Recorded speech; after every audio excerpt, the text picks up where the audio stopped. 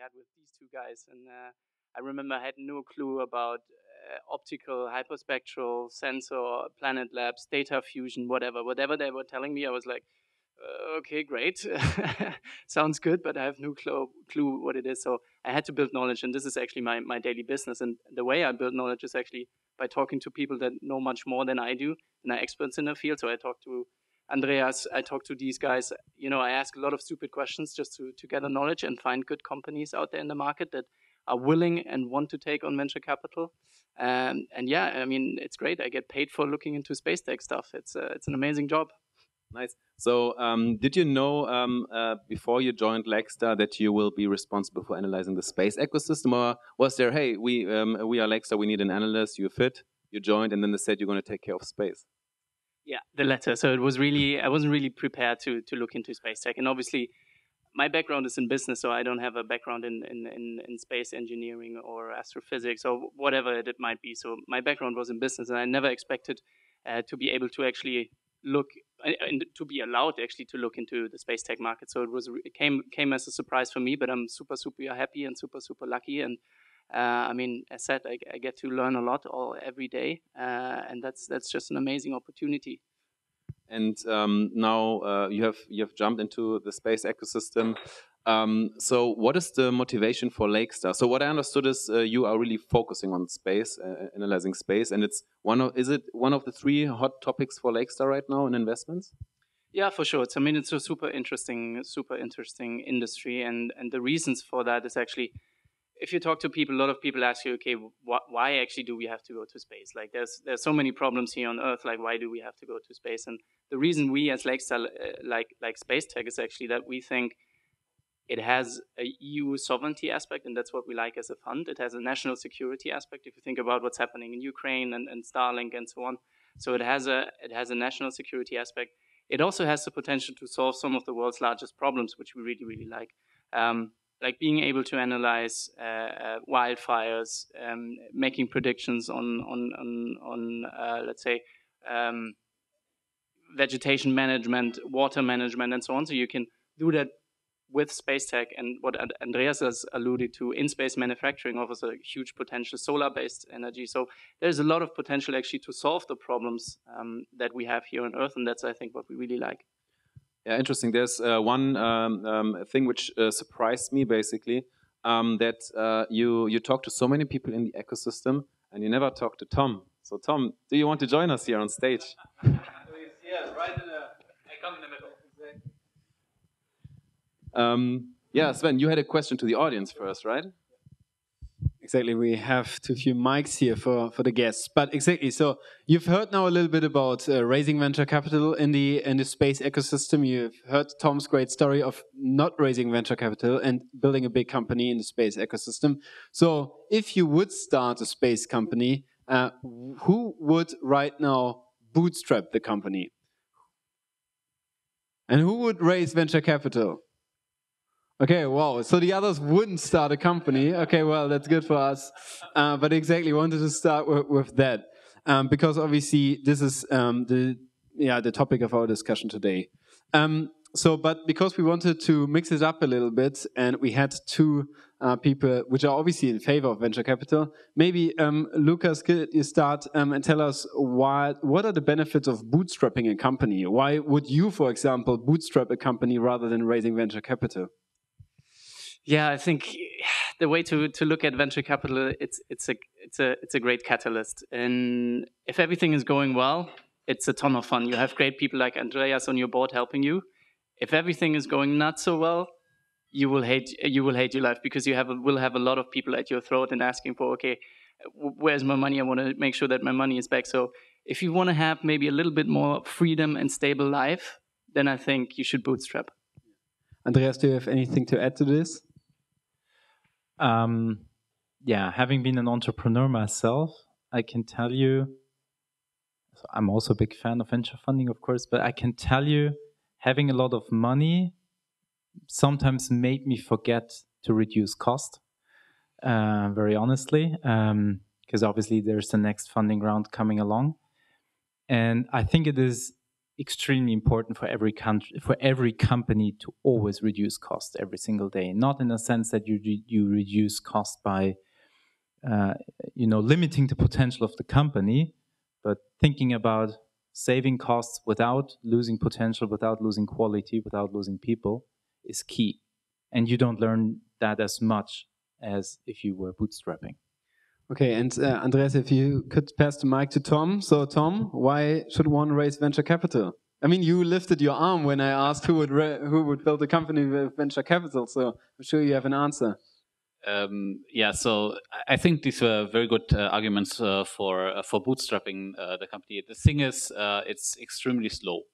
As I said, it took 10 years before I was able to pay myself a salary. And imagine we would have had venture capital in 2002, 2003, believing in what we wanted to do. We could have been already much earlier there. And if that would have happened in Europe, in Germany, then maybe we would not trying to catch up with an Elon Musk in both the satellites and the rockets. We could be there, because to be honest, at least in the satellites, for the very longest time, we had the better technology, but we just didn't have the markets, we didn't have the foresight, we didn't have the vision of the people, of the investors to go there. That's why we had to do it all the hard way. So I think either like bootstrapping or having a venture-backed company, as an entrepreneur, you always have stress, right? So that's definitely for granted. But what I would be interested in, Tom, is I mean, you talk to venture capitalists, right? We did. It was we talked very early to them. I think to the High-Tech Gründerfonds, we indeed talked in 2006, 2007, and they in turn talked to the expert at DLR, and the DLR expert told them there's no such thing as commercial space. And at that point in time, it was true, right? There are 100 space companies in Germany, and 99 of them wanted to only live from government money. So, of course, that one outlier that said we don't want that is, of course, not going to succeed. So we talked also to, I think, VCs in the United States, but we were still a bit of an oddball. They didn't understand that. And we also talked to VCs in India. But it is all with investment, with money coming in. It's always about a personal fit, right? It's like a marriage, right? You go together with somebody, and you stay for a very, very long time together, right? And it was just a much better fit to do the joint venture and getting the money there and keeping the mother company in Berlin without funding. Yeah, you mentioned that when you bootstrap a company, it can be slow, right? But you started very soon, right? So the speed was okay. Now, with all the venture capital which goes into the market, do you see now companies which are competing with you, which are way better funded, and do you see it as a risk, or what is your thought on this?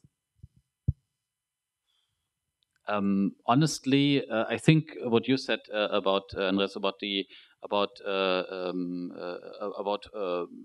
managing the money, so to say, is very important. I see people like the Aerospace Lab having 50 million. I see people with great ambition and no technology, but a lot of money. And then I always wonder, like, we are so few people. We have achieved these things. Why are these guys not overtaking us? And they don't. And I don't know why.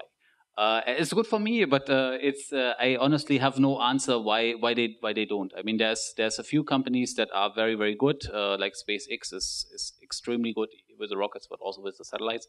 But other than that, I think we are top notch, despite the fact that we have very little money. And sometimes we really have to do and have to be as efficient as we can be without having a lot of money, and that's maybe our strength. Honestly, I don't know. So in NewSpaceVision, it's always about connecting people here. And now maybe just imagine an classical elevator meeting, right? You meet Lukas. Like, Lukas, what would be like the first question you would ask Tom? I would probably ask, what's your long-term vision and what's your secret sauce to get there? The long-term vision is, of course, be the one that kills off 90% of the upstream satellite manufacturers, to be nasty. The secret sauce is that the entire space industry has not learned to be efficient. A lot of people work with government money, and government money gives you 7% profit margin, and you never learn how to be. I mean, you can find that in Space done wrong, but it's the long story short. And as soon as people get dragged to that, they get slow. And the secret sauce is to think, how can you do the most with the few resources that you have, right? Rather than thinking, okay, I throw millions of resources on it, because space got slow by throwing too much resources on it and never being efficient about it. You want to take my money? Let's talk about that. So yeah, I mean, there's also the side of the entrepreneur, because as you mentioned correctly, it's like a marriage, right? You are binded through contracts that may be different to a marriage, but you have a very long-term relationship, and you can't get out of this relationship very easy. So Tom, when you would select an investor, right? Like what would be important for you? For me, and that's why I bring the marriage example. It's personal chemistry first and all, because you're going to sitting with these people in stressful situations, as you have said, right? You're sitting there, and when things go wrong, then you'll be like. Same with a marriage, right? You're not talking about the happy days, right? What makes or break a marriage is what you do on the days that are not so great, right? So I mean, everybody that is in a relationship that works like that will be a long-term relationship. That's the same thing with investors. It's not so much about how much money you raise. It's not about what valuation you have. If you drive it only by that point, I mean, my wife says if you marry for money, you pay for every dollar, right? And same thing here. And so for me, I'm looking for a personal relationship, looking whether they have the same vision, the same understanding of my business. And then the other thing, which is very important, is what strategic other things than money they can bring to the table, right? Connections to potential customers, because it's all about the customers, right? As I said, connection to politicians, very important in space, and critical market access and so on. These things are often much more important than having just a lot of money. Yeah. Now maybe asking Andreas, like when you look at investors, like what would you say is something entrepreneurs should be aware of? Like what should entrepreneurs look at? What kind of investors should they take, or what not? So based on the experience I had, I was very fortunate to always be able to select the investors I want to have on my cap table and on my board. And I was very fortunate to have a fantastic set of investors.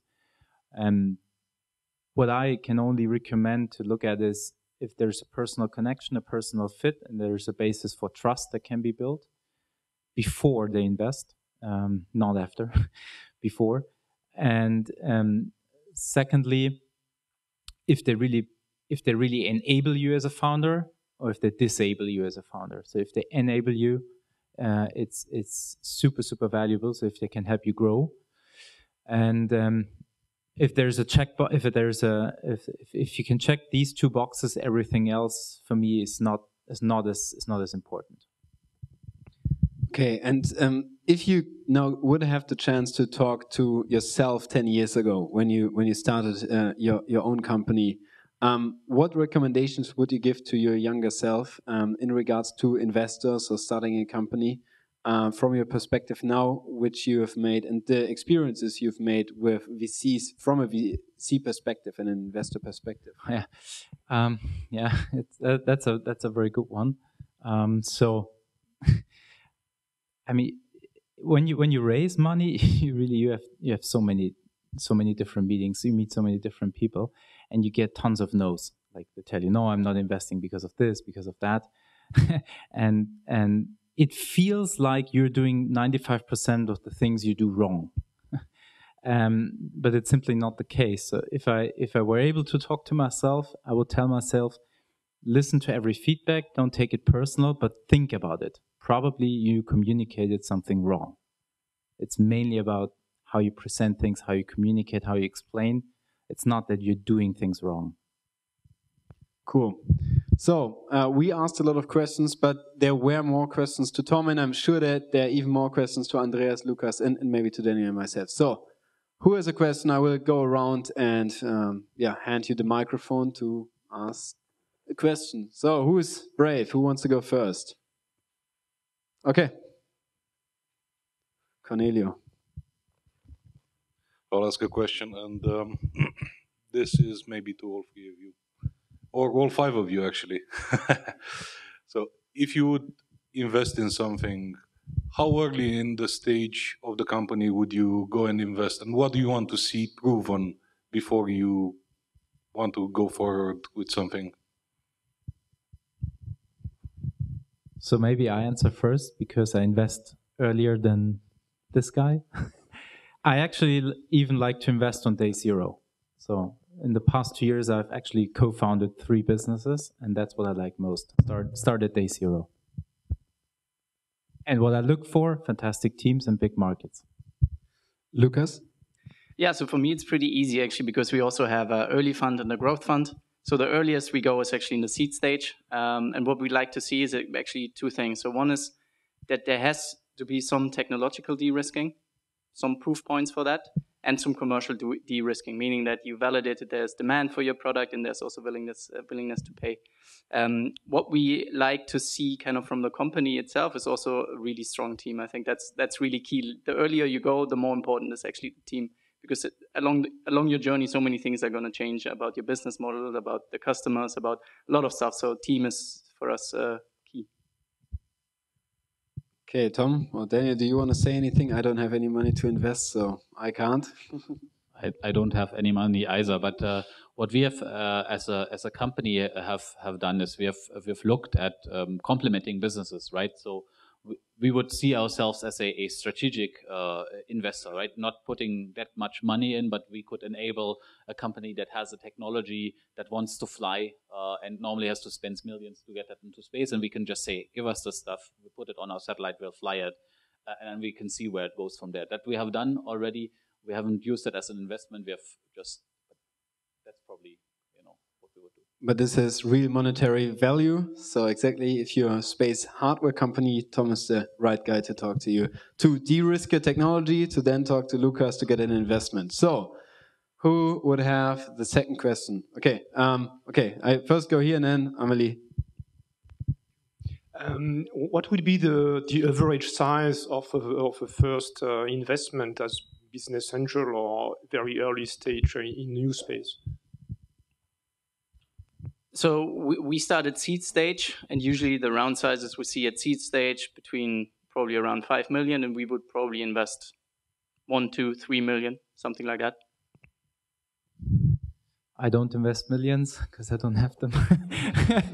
No, I am very, very different, very much spread. So between, I started 20, 30,000, go up to 500,000 per deal. Okay, Amelie, you're next.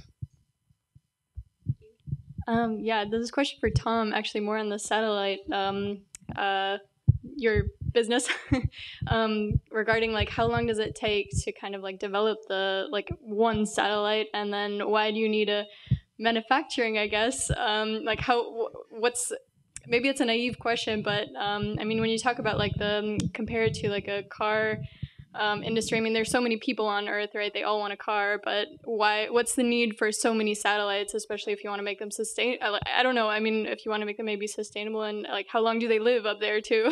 So those are a lot of questions. Okay, that's 3 questions. Okay, let me think. So how long do they live? Let's go the other way around. How long do they live? Depends.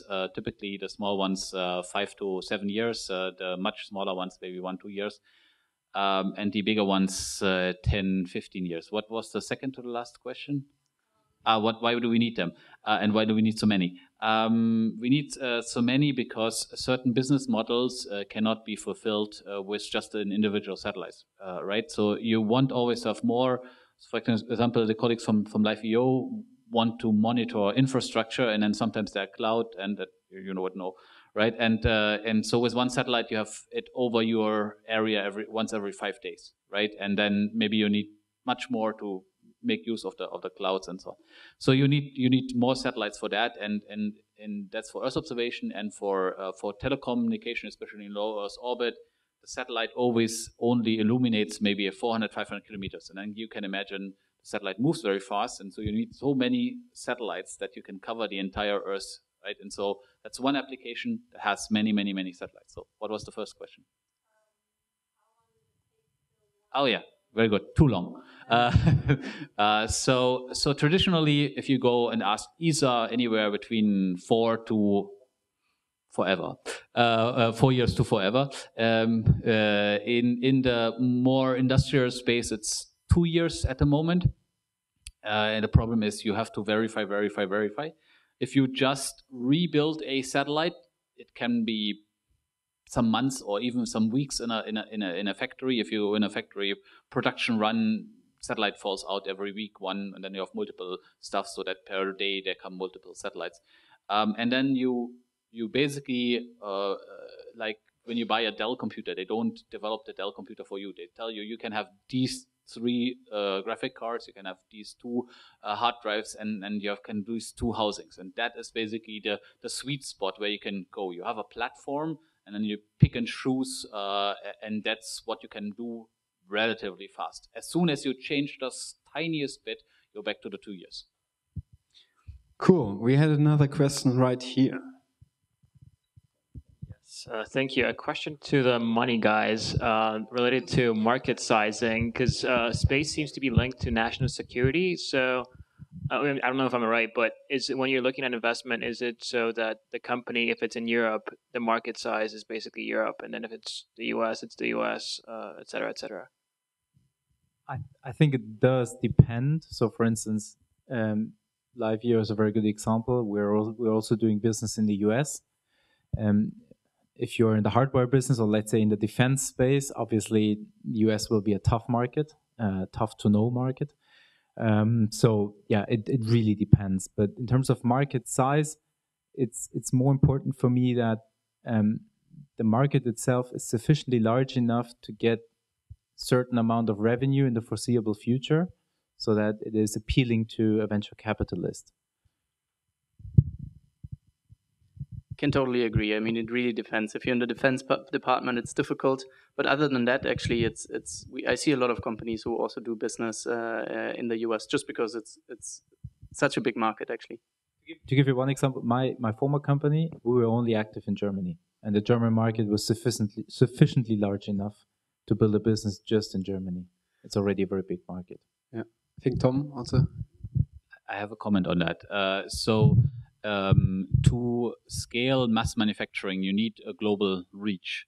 And that is going against the idea of having basically compartmentalized markets, right? So you might have a Chinese market and then US and European, but you can't break it down smaller because otherwise mass manufacturing doesn't work. And the way we are addressing this problem is we're opening a factory in India that is majority owned from India and produces in India, and it counts as an Indian company, right? And we're doing the same in the US, right? We're opening a company there. It's majority owned US, mostly US money, but German technology. And it's very similar to car companies or airline companies, right? There's only Boeing and Airbus, but they have a factory in each major market. And so that's the compromise that is typically found. Yeah, and just a comment from my end. So I think like both the European as well as the US market are obviously very big, and also in the defense space can be very big. Orbital Insights, a US-American, now defense-focused Earth observation company, signed a 950 million euros contract with the American Air Force. And just today, I think Preli, whatever, how French Earth observation companies, which name I can't pronounce, just received a 9-year contract from the French Armed Forces, over 250 million euros. Both defense tech most probably won't sell either in Europe or the US, vice versa. So, but both obviously now very big companies. More questions, Andreas. Yes, thank you. Also a question for Tom, because I'm wondering about the positioning of your products or your satellites, because, I mean, on the one, you talk about mass production, and then it's the one side, like, basically the supply side, how quickly can you manufacture a given design, right? And then the other side, like how quickly can you sell, like the demand side, who is the product relevant for? And there's a trade-off, obviously, because if you're like a more vertically integrated company like Planet, they can mass produce the satellites because it's very narrow, like it only needs to do that thing which they need. But if you have diverse customers, they need to be able to do more. I mean, you mentioned the platform, but can you elaborate? I mean, if you have somebody from Planet here, please don't listen. I don't think it was a financially sound decision from them to build their own satellites.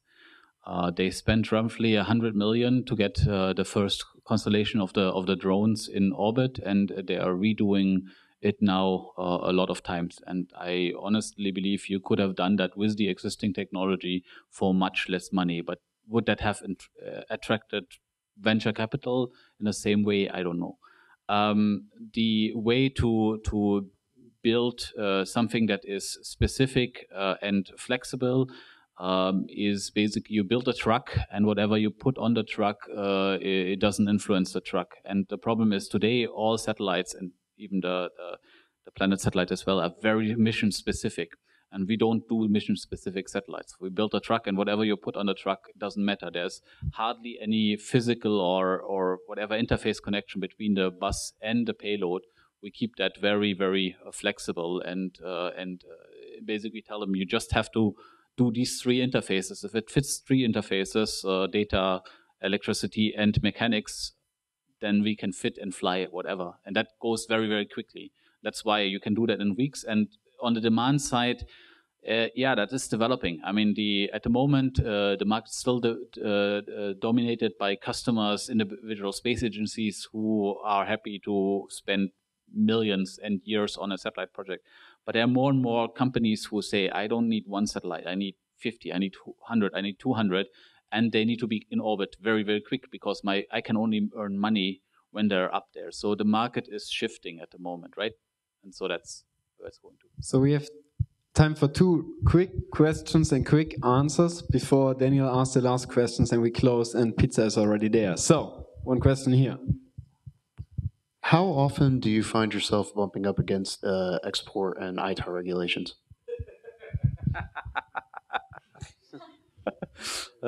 I'm the export control person at BST.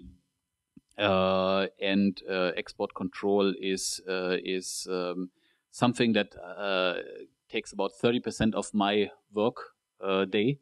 I'm trying to reduce that and offload that to other people.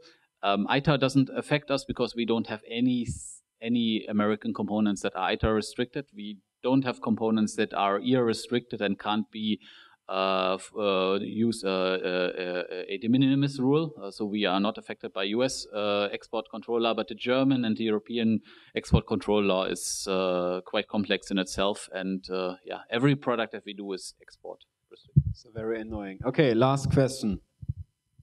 No one? Okay, good. Daniel.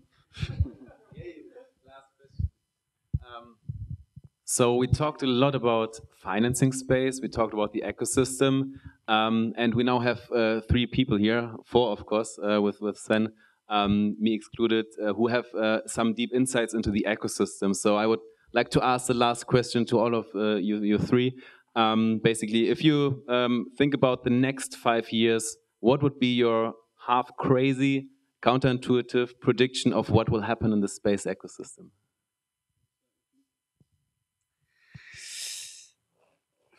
Probably in-space manufacturing will be some reality. I think that would be my dream.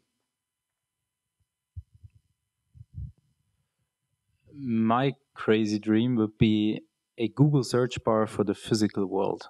It just would be amazing if you can just type in whatever kind of question and you get instant feedback based on satellite data in real time. That would be amazing. So for instance, how many Tesla cars are driving in Berlin right now? How many open parking spaces are there when I can park my car? I think that would just be mind-blowing. Yeah, so I have to damp that a little bit because Yeah. No. What I can see, and I can see it for the last 2 years, in Corona, everybody got crazy, and the Russians apparently a lot more than many other people. And the problem is we are seeing also between China and the United States a rollback of internationalization, and this is something that is of course a threat for companies like us that want to work internationally, but it's also an opportunity because national security and defense stuff is becoming much more. So the crazy observation could be we're ending in a place where civil stuff plays less of a role, and we have more and more people who go back to the old days where they say we want to have everything state financed. We recently had the head of the coordinator of space in Germany just said private people should not have the right to say what space infrastructure does, and I was like, oh, this is cringe because this is against NewSpace, but it could happen, and so I'm normally very optimistic, but since you brought optimistic stuff, I want to counter that, balance that a bit. You also have an opinion? Yeah, sure. So I'm again on the optimistic side. So exactly in 5 years, 1 billion assets across the world will be monitored and millions of people's life will be improved through satellite insights powered by LiveEO, which also brings me to the end and us to the end.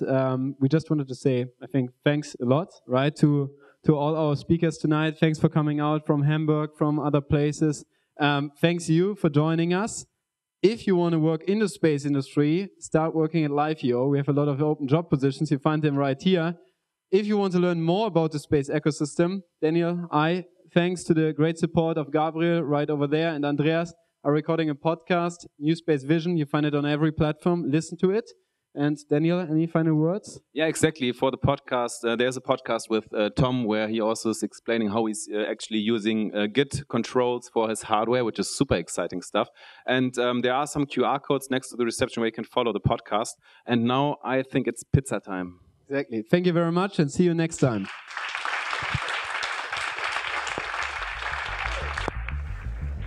All right, lift off and the clock is started.